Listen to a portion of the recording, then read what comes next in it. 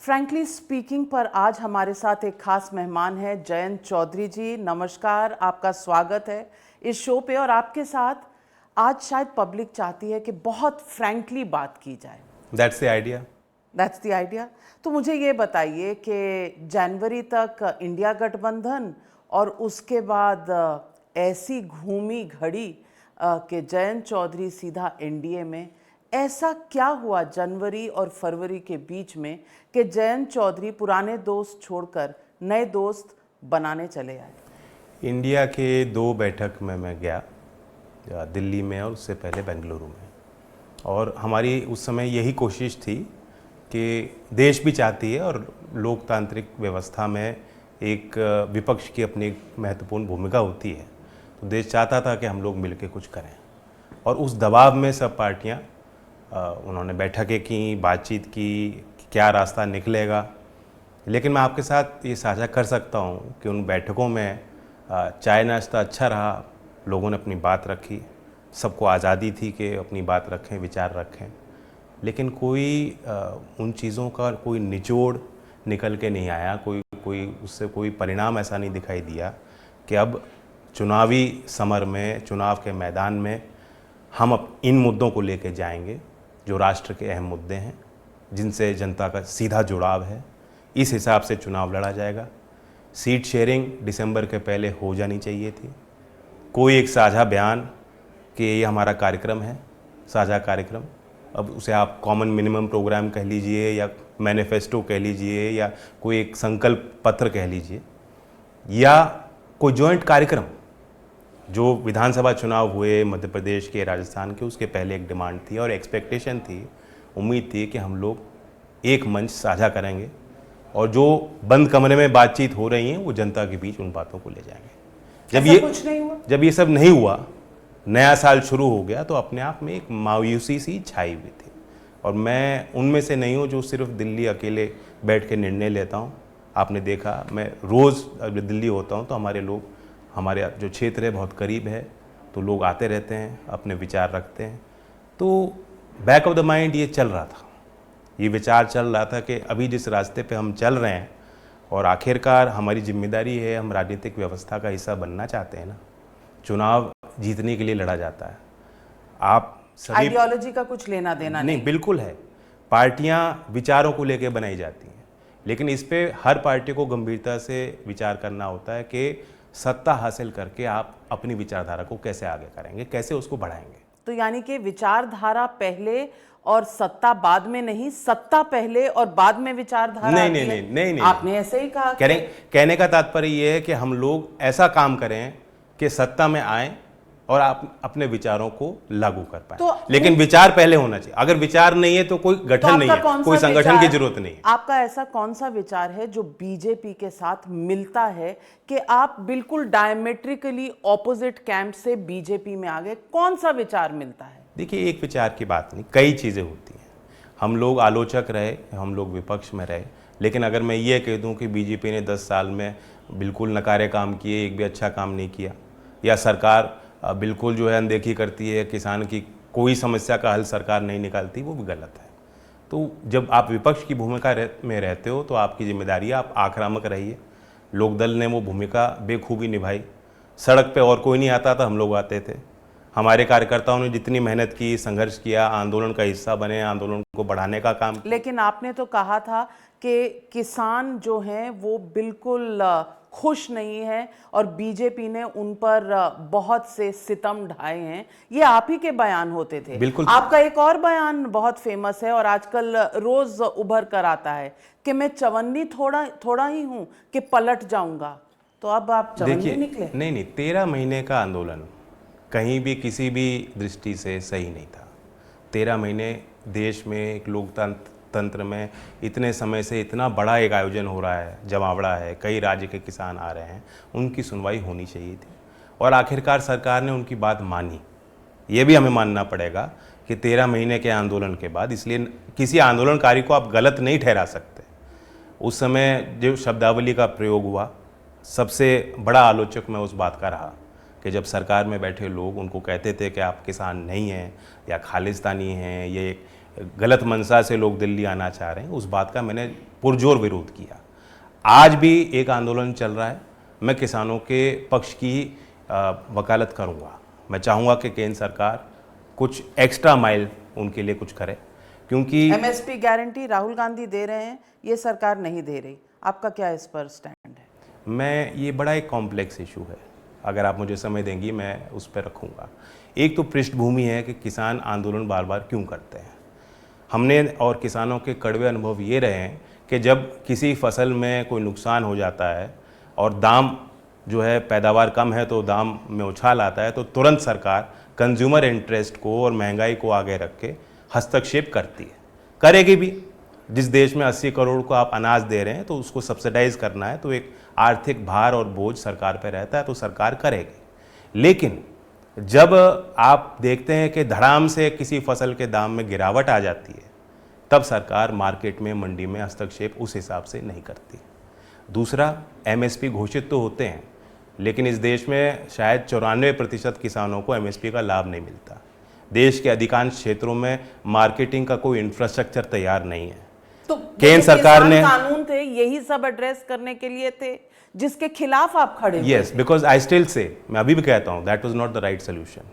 और बहुत कितनी अच्छी आप कोई नीति बना लें, उसकी स्वीकार्यता भी तो होनी चाहिए। जो बेनिफिशियरी हैं, जो लाभार्थी हैं, जिनके लिए आप कोई ऐसा प्रस्ताव ला रहे हैं, अगर उनसे बेहतर तरीके से संवाद होता, क्योंकि उस समय जो प्रचार था और कानून का जो प्रभाव पड़ता, जो लोगों ने समझा, वो ये था कि मंडी खत्म हो जाएंगे, मंडी के बाहर ट्रेड पूरा शिफ्ट हो जाएगा।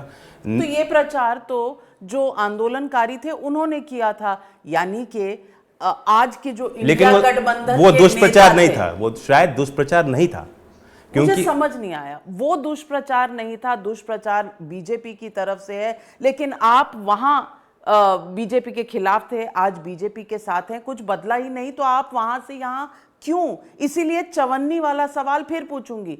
चवन्नी नहीं थे आप, पलटना नहीं चाहते थे, तो फिर चवन्नी कैसे बन गए? 3 कानून बनाए गए थे, उन कानूनों के खिलाफ लोगों की भावना जुड़ी और कि उन्होंने ये कहा कि हमसे पूछा नहीं गया, हम इन कानून को, हमारी मांग नहीं थी, हम नहीं चाहते, उन्होंने विरोध किया। पहली बार नहीं हो रहा कि कोई कानून सरकार तो लाती है, उसका जनता विरोध करती। अब अब कानून का ट्रिगर नहीं है ना। नहीं, हम उन कानून के पक्ष में तो नहीं थे, हम पहले दिन से उन कानून के पक्ष में नहीं थे, और किसान नेताओं ने तो स्वागत किया था शुरुआत में, और उसके बाद वो आंदोलन में कूदे थे। लेकिन पहले दिन से हमारा बयान आप पढ़ेंगी, हम लोग। मैं पूछना चाहती हूं, क्या वो पूरा आंदोलन 13 महीने का एक पॉलिटिकल आंदोलन था, जिससे आप बीजेपी को कटघरे में खड़ा करना चाहते थे? आज कम से कम सच बोलिए। मैं सच ही बोल रहा हूँ। पॉलिटिक्स को आप गलत निगाह से क्यों देखती हैं? जो सामाजिक आंदोलन भी होता है, वो पॉलिटिकल निर्णयों को इन्फ्लुएंस करने के लिए, प्रभाव में लेने के लिए होता है। सरकार से ही तो मांग होगी, सरकार पॉलिटिक्स से ही बनती है, सरकार पॉलिटिकल डिसीजन लेती है, अपने राजनीति को बढ़ाने के लिए हर सरकार काम करती है। दिल कैसे बदलता है आप जैसे पॉलिटिकल पार्टियों का? इतना दिल कैसे बदलता है कि एक तरफ वामपंथियों के साथ और फिर अगले महीने एकदम एक्सट्रीम राइट? हम किसान के साथ थे और किसान का ही साथ देने के लिए आज अगर हमें सरकार में कोई भूमिका मिलेगी, मेज पे अगर हम लोग बैठेंगे, तो मैं यही तो प्रयास कर सकता हूं कि किसानों के लिए कुछ एक्स्ट्रा हो। अब हम यूपी सरकार में हम लोग शामिल हुए हैं, हमारा एक मंत्री बना है, और अभी योगी जी ने निर्णय लिया किसानों के लिए कि जो नलकूप के बिल थे, करोड़ों किसानों को लाभ देने के लिए, वो बिजली के बिल यूपी की सरकार ने माफ कर दिए। तो जब बेसिकली आप किसानों के बिल माफ करवाने आए हैं, आप किसानों के लिए एमएसपी जब चाहें, एक तरह से एमएसपी प्रभावी बननी चाहिए, एमएसपी का दायरा बढ़ना चाहिए। आप एक गन रखकर बैठे रहेंगे और जो जो बातें हैं वो मनवाते रहेंगे, और अभी चुनाव का वक्त है, आपको मौका मिला तो आपने ऐसा कर लिया। आपको अपॉर्चुनिस्ट क्यों ना कहा जाए? राजनीति इसी को कहते हैं, अपॉर्चुनिज्म नहीं कि आप अपने मुद्दों को लेकर चलिए और जब आपको मौका मिलता है उन मुद्दों को मनवाइए। मैं ये नहीं कह रहा कि हमारे 10 मुद्दे हैं कि 10 के 10 माने जाएं, मैं ये नहीं कह रहा। मैंने भाजपा के आगे कोई शर्त नहीं रखी है, मुझे एक बेनिफिट दिखाई दिया है, पॉलिटिकल बेनिफिट दिखाई दिया है, मुझे अपने मुद्दों का हल करने का एक मौका, अवसर दिखाई दे रहा है, इसलिए मैंने उनके साथ समझौता किया। बीजेपी को भी दिखाई दे रहा है। चौधरी चरण सिंह जी देश तो बिल्कुल के प्रधानमंत्री भी रहे हैं, तो ये भारत रत्न था जिससे चवन्नी पलट गई? मैंने 3 शब्दों का प्रयोग किया, दिल जीत लिया, सिंपल ट्वीट। तो I think that captured everything, और वो दिल से ही बात निकली थी क्योंकि पहली बार सरकार ने ऐसा काम किया। और मैं राहुल गांधी नहीं दिल जीत पाया आपका, अखिलेश यादव नहीं दिल जीत भारत पाया? रत्न तो नहीं दिया ना, भारत रत्न अखिलेश जी तो देने की स्थिति में नहीं थे खैर, लेकिन यूपीए की सरकार रही और कांग्रेस की भूमिका सरकारों में रही है और एक प्रमुख पार्टी है देश में, क्या नेशनल पार्टी है, लेकिन उनकी तरफ से मैंने कभी डिमांड नहीं सुनी कि चौधरी चरण सिंह जी को भारत रत्न मिलना चाहिए। मैं पूछना चाहती हूँ कि आपने इंडिया गठबंधन की मीटिंग्स की बात की, राहुल गांधी का इसमें क्या रोल रहा, और ये इंडिया गठबंधन आगे नहीं बढ़ पाया, जो सपना था उसे साकार नहीं कर पाया, इसके कारण क्या थे? क्रिटिकल एनालिसिस क्या है आपका? नहीं, मैं ऑब्जर्वर नहीं हूँ, मैं उसमें भाग था, तो मैं एक इंटरेस्टेड पार्टी था और मैं एक इनसाइडर था, तो इसलिए मैं क्रिटिकल एनालिसिस करने की मेरी हैसियत नहीं है। और हमारी भी कोशिश थी ईमानदारी से कि कोई रास्ता निकले। अब दोष देने की कोई बात नहीं, मैं आपको बताता हूँ कि राहुल जी का बर्ताव बहुत अच्छा था बैठकों में, वो ऐसा अपनी कोई विचारों को वहाँ थोपने की कोशिश नहीं करते थे, सबको आज़ादी थी, सबको मौका मिला अपनी बात रखने का, लेकिन परिस्थितियाँ नहीं बन पाई। किस वजह से? अब सारी चीज़ मैं जानता तो परिस्थितियाँ बन जाती अगर मुझे मालूम होता कि ऐसे ऐसे कारण हैं, यानी कि तो निवारण भी हो जाता। अंग्रेजी में कहा जाता है टॉक शॉप, चाय पे चर्चा हुई, निकल के कुछ नहीं आया। शायद वो इच्छा शक्ति नहीं थी, इच्छा शक्ति नहीं, या एक दूसरे पे विश्वास नहीं लोग कर पा रहे थे, या अपनी अपनी सीमाओं से ऊपर आसान नहीं है इतनी पार्टियां। जैसे आपने मुझसे पूछा कि हम बीजेपी के साथ जा रहे हैं, लेकिन आपके तो ये मुद्दे हैं और आप अवसरवादी सोच को लेकर आ रहे हैं, तो उसी हिसाब से पॉलिटिक्स यही होती है कि आप कंसेंसस बनाएं, सहमति बनाएं, 10 में से 4 मुद्दों पे सब लोग साथ काम करने के लिए तैयार हो। ये काम आसान नहीं है, तो भारतीय राजनीति में हमेशा ये प्रयोग नहीं हो पाता। जिस पर सब साथ थे, सब सिवाय इसके कि मोदी को हटाना है। मोदी जी की इतनी चर्चा होती नहीं थी वहाँ, ये तो प्रचार है। अब मैं यहाँ आके कह दूँ कि भी मोदी जी का विरोध करते हैं सब लोग, बात अलग है। एक्चुअली वहाँ मोदी जी के संबंध में किसी बैठक में मेरे आगे तो बात नहीं हुई, ये बात होती थी कि हम लोगों के क्या मुद्दे हैं, हम कैसे चुनाव जीतेंगे, कैसे लड़ेंगे, किन बातों को हम जनता के बीच ले। और इस पर सबके अलग अलग विचार थे, राय थी, और कुछ साथ में नहीं हो पाया। नहीं, राय थी, अच्छा वातावरण था, एंड में स्टेटमेंट साझा होता था, लेकिन उसके बाद कुछ निकला नहीं। जैसे होता है ना, कहावत है, गाय बड़ी मलूक थी लेकिन दूध नहीं देती। अच्छा, तो इंडिया गठबंधन बिना दूध देने वाली गाय थी? मुझे कुछ लग नहीं रहा था। अभी भी आप देखिए क्या रहा है, एक प्रोग्राम चला जा रहा है, उस यात्रा में इंडिया के कितने घटक दलों से पहले पूछा गया, स्ट्रेटजी जब बन रही थी, रणनीति बन रही थी कि क्या रूट बनेगा, कैसे कैसे होगा, इसलिए कई दल असहज हो गए। जिस तरह से सबको संयुक्त रूप से भाग लेना चाहिए, नहीं भाग ले पा रहे। और आप कंपेयर कीजिए कि एनडीए के किस तरह से कार्यक्रम होते हैं, हम लोग अभी शामिल हुए हैं, कुछ ही वक्त हुआ है, कुछ ही देर हुई है, जिस तरह से हमारे साथ वो कोऑर्डिनेट कर रहे हैं। भारत रत्न चौधरी साहब को दिया और पीएमओ में वरिष्ठ अधिकारी प्रधानमंत्री की पहल से लगातार मुझसे बातचीत कर रहे हैं कि भारत रत्न देने के बाद चौधरी चरण सिंह की विरासत को, उनके विचारों को जनता तक कैसे पहुंचाया जाए, कैसे उस बात को गहराया जाए। तो इस हिसाब से वर्किंग इस सरकार की है। अब तो आपको अब पता चला, पहले नहीं पता था? पहले इल्म कुछ चीजें तो करीब आके दिखती है ना कि आदमी टीम कितनी मेहनत कर रही है। तो यानी कि आपसे अगर आज मैं पूछूं तो दिल पर हाथ रख के कहेंगे कि इंडिया गठबंधन के साथ जाना शायद आपका गलत फैसला था और आज आपने सही फैसला लिया, क्या आप ऐसा कह सकते हैं? नहीं, ऐसा नहीं है, क्योंकि जो प्रचार था वो अलग था। लोग दिखाते थे कि कई बार मेरी बीजेपी से बात होती थी, नहीं होती थी। मैं आपको जब बता रहा हूँ कि मैं ईमानदारी से उनके साथ था, मेरी कहीं किसी बीजेपी के लीडर से पिछले 10 साल में कोई किसी स्तर पे बातचीत नहीं हुई कि हम लोग साथ आ सकते हैं क्या। तो जब वो कोशिश ही नहीं थी, और अब ये सब हुआ एक हफ्ते के अंदर, एक हफ्ते के अंदर। किसने किसको अप्रोच किया? अब ये बातें नहीं बताई जाती। क्यों?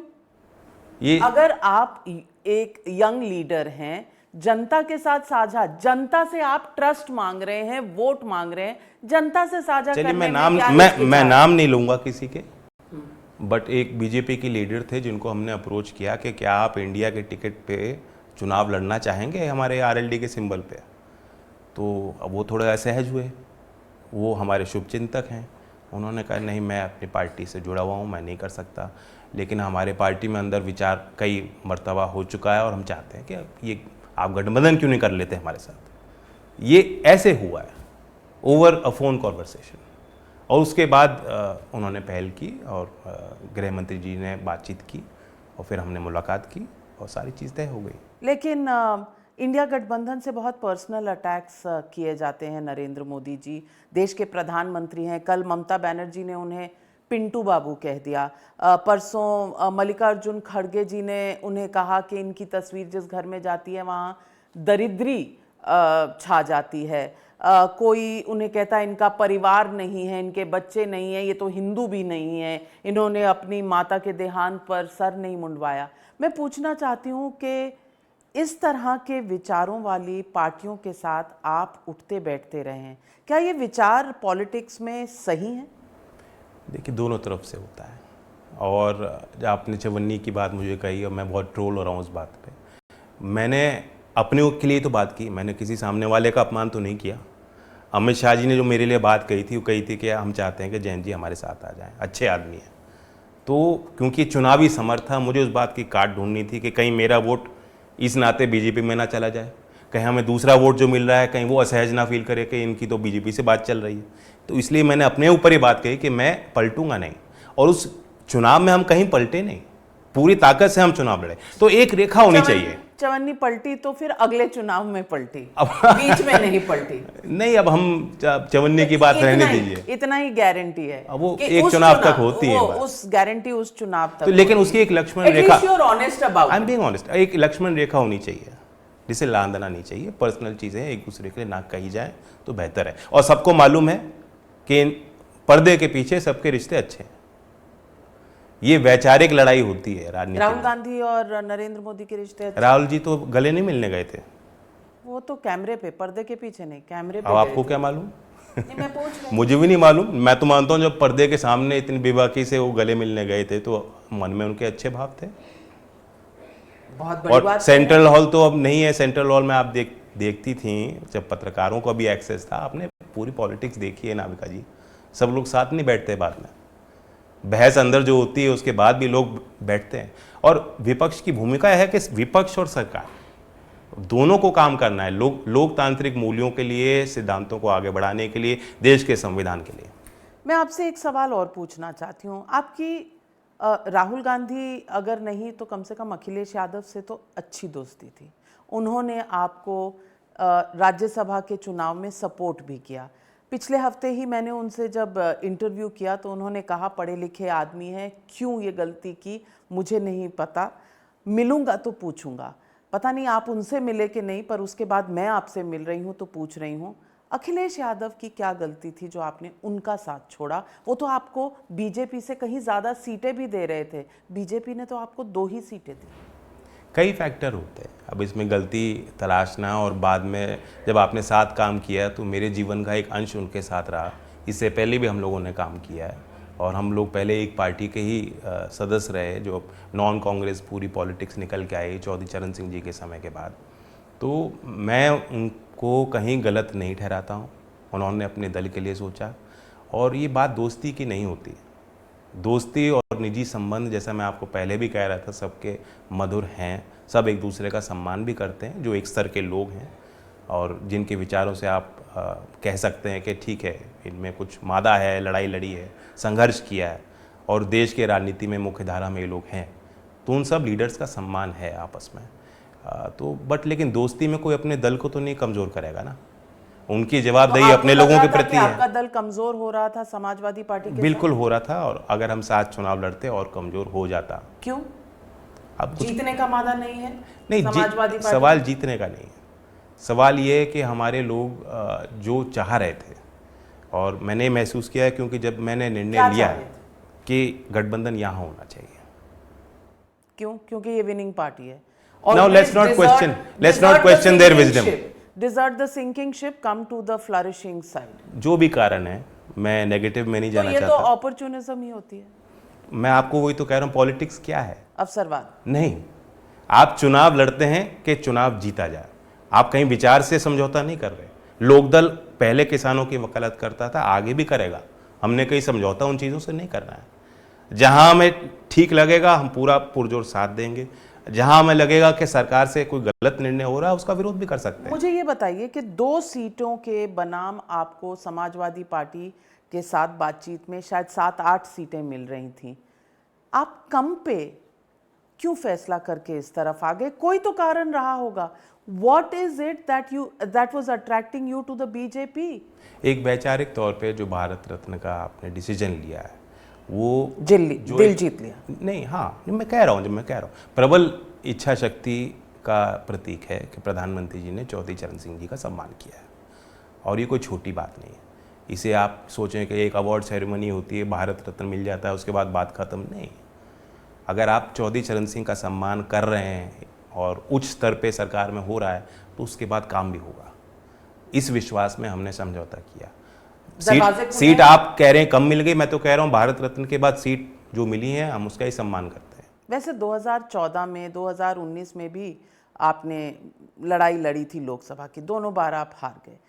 इस बार आपको लगा कि तीसरी बार हारने की गुंजाइश नहीं है, पार्टी पर गलत असर पड़ेगा, go with the winning side? Have you decided BJP is the winning side? No, that's a very simplistic view. Like I said, ये बड़ी कॉम्प्लेक्स चीज़ें होती, कई फैक्टर कि आपके कार्यकर्ता क्या चाहते हैं, चुनाव की क्या तैयारियां हैं, दूसरी तरफ पार्टियों में क्या मेल है। It's a one man party. जब मैं देख रहा हूँ दूसरी तरफ, one man party. Your grandfather, your father and you. नहीं। So it's a dynastic party. Baghpat में अभी हमारे कार्यकर्ता चुनाव लड़ रहे हैं जो 40-45 साल से, इट इज़ अनफोर्सीन, और शायद हमारी एक जो डायनेस्टिक कहते हो, डायनेस्टिक रीजनल पार्टी है जिसमें मेरे परिवार से तो कोई चुनाव लड़ नहीं रहा, शायद अकेली ऐसी हमारी पार्टी होगी। और बागपत जो 1937 के बाद, ऐसा 1937 के बाद पहला चुनाव है कि हमारे परिवार से कोई चुनाव नहीं लड़ रहा। तो कार्यकर्ताओं का अगर मैं सम्मान करने के लिए तो कर रहा हूँ इसे। यानी कि अखिलेश यादव की पार्टी की मेहरबानी से जो राज्यसभा सीट मिली आप उसी पर रहेंगे, नहीं, मेहरबानी नहीं लड़ेंगे। मेहरबानी शब्दावली गलत है, मैं आपको बता दूं, क्योंकि जो हमने सीट लड़ी, हमें पहले ज़्यादा विधानसभा में सीट मिल रही थी, उसके बाद हम करते करते 33 सीट पे मान गए, और उसमें एक फैक्टर ये भी था जो बात तय हो गई थी पहले, प्री पोल अलायंस था ना हमारा, पोस्ट पोल तो नहीं था जो आप कहते हैं अवसरवादी। प्री पोल जब अलायंस होता है तो बातचीत करके होता है, मुद्दे क्या होंगे, सीट शेयरिंग, सारी चीज़ एक सहमति बनती है, उसमें राज्यसभा सीट का चयन कि आप लोकदल को राज्यसभा सीट देंगे, ये बात तय हुई थी। और अब हम जब हमारे 9 विधायक हैं, हम बीजेपी की तरफ चले गए तो समाजवादी तीसरा एमपी तो नहीं जिता पाई ना, तो हमारे 9 एमएलए की वैल्यू क्या रही, एक राज्यसभा एमपी की रही कि नहीं रही? चलिए, ये गणित है, अभी विधानसभा का गणित ही बैठा है। गणित भी है और मैसेज भी है। मुझे उम्मीद है कि अखिलेश यादव देख रहे हैं ये इंटरव्यू और सुन भी रहे हैं और मैसेज उन तक पहुंच भी जाए। उत्तर प्रदेश में एक सीट है अमेठी और एक सीट है रायबरेली। ये हाई प्रोफाइल सीटें उत्तर प्रदेश में इसलिए गिनी जाती हैं क्योंकि दशकों से ये गांधी परिवार की सीटें थी। आपको लगता है कि इस बार के चुनाव में राहुल गांधी वायनाड से तो लड़ेंगे, अमेठी से लड़ेंगे या नहीं, और लड़ेंगे तो जीतेंगे या नहीं? चुनाव लड़ना सिर्फ नामांकन करके चुनाव प्रचार करना नहीं होता। पूरे 5 साल आपकी क्या गतिविधि ऑन ग्राउंड रही है, लोगों के बीच आपने कितनी मेहनत की है, और आपका जो मुद्दे हैं वो कितना रेजोनेट करते हैं। अगर इन पैरामीटर्स पे, इन पैमाने पे आप देखेंगे तो कांग्रेस पूरी तरह फेल है। अभी जो यात्रा भी इनकी निकली है, ऐसा नहीं है कि ओवरवेलमिंग रिस्पांस कहीं उनको नहीं मिल रहा। एक थकान है कार्यकर्ताओं में, एक मायूसी है कांग्रेस के वर्कर्स में, लीडर्स में, क्योंकि वो जो मैं कह रहा था कि वो ये नहीं देख रहे कि एक वाइब्रेंट पॉलिटिक्स में कि हम अपने पार्टी को कैसे आगे बढ़ाएं, विचारधारा को कैसे बढ़ाएं, अपनी हिस्सेदारी कैसे बनाएं, वो दिखाई रास्ता नहीं दिख रहा उनको। तो 2 साल पहले भी चुनाव का वक्त है ना, एक क्लैरिटी तो होनी चाहिए पार्टी में, वो क्लैरिटी ही नहीं दिख रही डिसीजन मेकिंग में। आप कह रहे हैं कि हम गैर राजनीतिक यात्रा निकालेंगे चुनाव की घड़ी में, आप सिद्धांत को लेकर चलिए, वो आपकी प्राथमिकता होनी चाहिए, लेकिन पूरे 5 साल चलिए ना। अगर ये वाकई गैर राजनीतिक यात्रा है तो चुनाव के बाद निकाल लेते। अभी तो चुनाव पे फोकस कीजिए, कौन लड़ेगा, सीट शेयरिंग, इंडिया गठबंधन, कहाँ गया इंडिया गठबंधन, उसे तो तय कर लीजिए पहले। इंडिया गठबंधन है भी या नहीं? मैं तो वही प्रश्न पूछ रहा हूँ। ये मायूसी जब चारों तरफ हम लोगों ने देखी है, और हम उस तरफ भी रहे ना, मैं आपको बता रहा हूँ, ये मायूसी नीचे तक, कार्यकर्ता तक पहुँच चुकी है। सिर्फ कांग्रेस पार्टी में? नहीं, जो घटक दल हैं सब पे प्रभाव पड़ता है। तो यानी कि अगर मैं समझ रही हूं तो कांग्रेस की कहीं ना कहीं ये मायूसी जो है उसने ही इंडिया गठबंधन को फेल किया है, यानी कि कांग्रेस रिस्पॉन्सिबल है। प्रमुख जिम्मेदारी कांग्रेस की बनती है, लार्जेस्ट पार्टी के तौर पे और नेशनल पार्टी के तौर पे पूरे देश में उन्हीं का संगठन है। कई सीटों पे उनके और बीजेपी या एनडीए के बीच में डायरेक्ट मुकाबला है। हम जैसी कोई क्षेत्रीय पार्टी नहीं है वहाँ मौजूद। तो वहाँ उनकी कोई क्या गतिविधि हैं मुझे याद नहीं उत्तर प्रदेश में पिछले 10-15 साल में कि कांग्रेस ने कब किसी जिले में कोई ज्ञापन भी दिया हो कि किसानों का मुद्दा है, कहीं अधिकारियों को प्रशासन तक उनकी बात पहुंचाने के लिए कोई आंदोलन किया, मुझे तो नहीं याद। प्रियंका गांधी वाड्रा अगर रायबरेली से लड़े? चुनाव होता है, चुनाव को हल्के में नहीं लिया जाता। दोनों ऐसी हस्तियां हैं, सोनिया जी का बहुत सम्मान है और उसमें कोई शक नहीं है। एक एज ए पार्लियामेंटेरियन वो बेहद सीरियस गंभीर हैं और उनकी हमेशा आप देखें जो ट्रैक आप रिकॉर्ड अपने है। दरवाजे खुले रख रहे हैं दूसरी तरफ। नहीं, जो मैं कह रहा हूँ, आपने कहा ना फ्रैंकली बोलना है। मैं जब कल परसों तक ये बात कहता था तो आज भी कहूँगा और कल भी कहूँगा। पब्लिक जो है ना बहुत समझदार है, वो लफ्ज़ों को तो सुनती है लेकिन लफ्ज़ों के पीछे जो विचार है वो भी समझ जाती है। देखिए, मैं दरवाजे क्यों खुले छोड़ने की कोशिश करूँगा जब मुझे दिख रहा है। You are also political minded person, you understand क्या होने जा रहा है। मैं देख रहा हूँ और मैं आपको कह रहा हूँ, एक तरफ प्रधानमंत्री सदन में खड़े होकर कह रहे हैं 400 पार लक्ष्य दिया 400 पार। ये इस आत्मविश्वास को देखिए, उनकी तैयारियों को देखिए और दूसरी तरफ देखिए जो मायूसी है। आपको लगता है 400 पार दरवाजा क्यों खुला रखना चाहूंगा ऐसे के लिए? तो अच्छा, आप कह रहे हैं कि उनका कोई नो होप इन हेल, कोई आसार नहीं दिखाई दे रहे मुझे।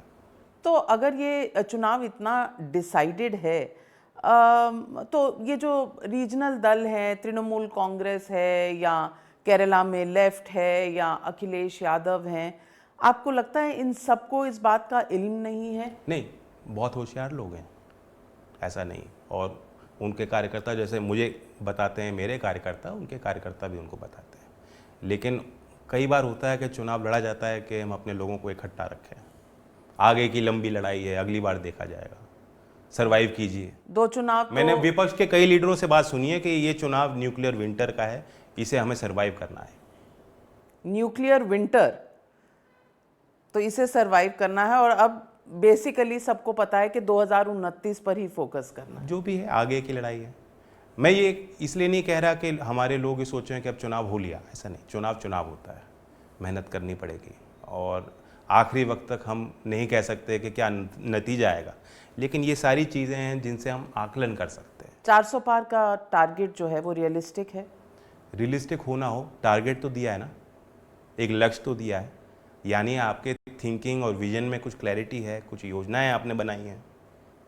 और जो एक तरफ आपकी आइडियोलॉजी है, दूसरी तरफ आपकी योजना है कि कैसे उस पर अमला जामा पहनाना है, सरकार में दोबारा कैसे आना है। यही तो राजनीति होती है। राम मंदिर के इशू पर जो विपक्ष नहीं गया, सही फैसला था या गलत? मेरे लिए ये पर्सनल डिसीजन है और हमने अपने दल में किसी को नहीं कहा कि आप जाइए, ना हमने किसी को रोकने का काम किया।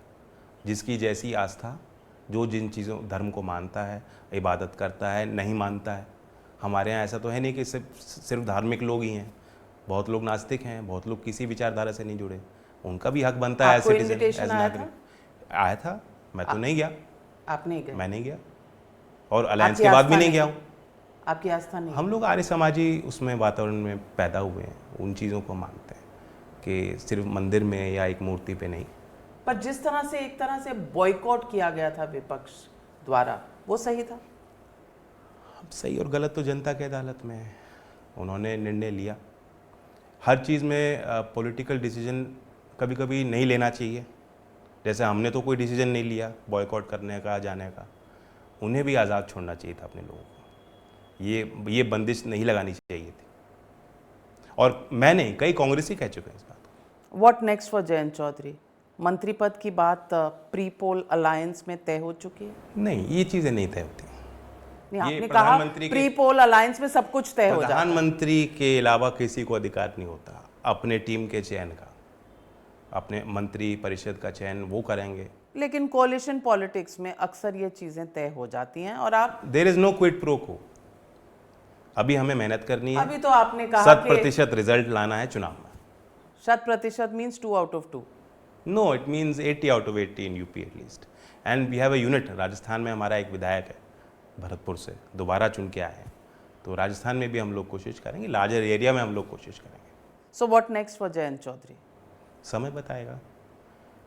इसमें ज़्यादा जो लंबी छलांग की आप राजनीति में नहीं सोच सकते। जो सरकार में बैठे लोग हैं उन्होंने तो बहुत क्लैरिटी के साथ सोचा है, लेकिन हम लोग एक कदम के बाद दूसरे कदम की सोचते हैं। जयंत चौधरी जी, आपने बेबाक तरीके से हर सवाल का जवाब दिया। इन सवालों के जवाब देने किसी के सवाल लिए से पलटा तो नहीं ना? नहीं, सवाल से तो नहीं पलटे, पर हाँ वो पलटू वाली जो आपकी रील है वो बहुत वायरल हुई है। शायद कुछ समय तक तो रहेगी। अगर आप फिर ना पलटे तो या तो फिर उसको दोबारा लीज ऑफ लाइफ मिलेगी, लेकिन आज आपने जैसे कहा आगे जो होगा समय बताएगा। पर हमारे साथ बात करने के लिए और फ्रैंकली बात करने के लिए आपका बहुत बहुत धन्यवाद। Thank you.